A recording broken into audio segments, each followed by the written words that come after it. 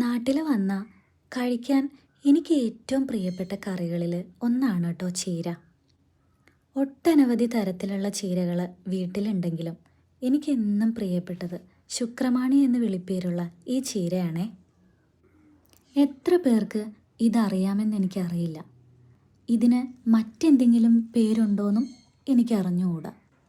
പണ്ടൊക്കെ വെക്കേഷൻ അമ്മ വീട്ടിൽ എല്ലാവരും കൂടെ കൂടുമ്പോൾ അമ്മൂമ്മ വെക്കുന്ന കറികളിൽ ഒന്ന് ഈ ചീരത്തോരനാണ് കേട്ടോ. അന്ന് അമ്മൂമ്മ ഇത് കുനുകുനാന്നരിഞ്ഞ് കുത്തിക്കാച്ചി അടച്ചു വെച്ച് വെന്ത് കഴിഞ്ഞ് മൂടി തുറക്കുമ്പോൾ ഒരു മണം വരും. അതോടൊപ്പം ഞങ്ങൾക്ക് എല്ലാവർക്കും വിശപ്പിൻ്റെ വിളിയും വരുമായിരുന്നു.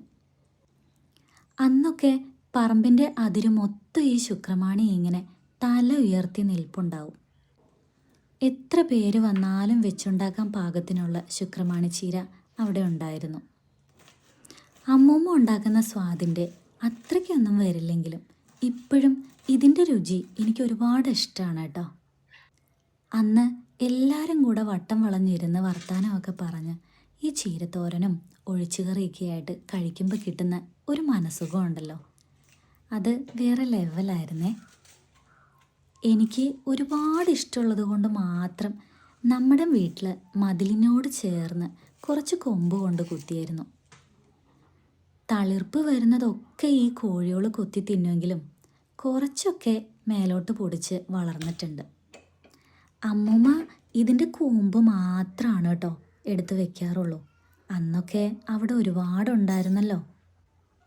ഇവിടെ ഇപ്പോൾ അത്ര അധികം ഇല്ലാത്തതുകൊണ്ട് ഞാൻ തണ്ടിൽ നിന്ന് വരെ അടർത്തിയെടുത്തിരിക്കുന്നു. പണ്ട് ഞാൻ സ്കൂളിൽ പഠിക്കുമ്പോൾ ആഴ്ചയിൽ ഒരു 3-4 ദിവസമെങ്കിലും എനിക്ക് ഈ ചീരത്തോരൻ ഉണ്ടാവാറുണ്ട്. പച്ചച്ചീര, ചുവപ്പ്, ശുക്രമാണി, പൊന്നാങ്കണ്ണി, കൊഴുപ്പ എന്നിങ്ങനെ പല ടൈപ്പുകൾ ഉണ്ടായിട്ടുണ്ട്.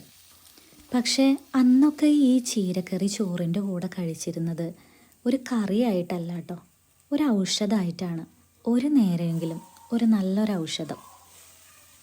നാട്ടിൽ വന്ന ഏറ്റവും കൂടുതൽ ഇഷ്ടത്തോടെ, രുചിയോടെ, അല്ലെങ്കിൽ ഒരുപാട് ഓർമ്മകളോടെ കഴിക്കുന്ന ഒരു കറിയാണിത്. ചില കറികൾക്കൊക്കെ അതിൻ്റെ സ്വാദ് കൊണ്ട് മാത്രമല്ലല്ലോ മനസ്സിൽ നിറഞ്ഞു നിൽക്കുക, ഒപ്പം വിലമതിക്കാനാവാത്ത ഒരു പിടി നല്ല ഓർമ്മയും കൂടെ ഉണ്ടാവും.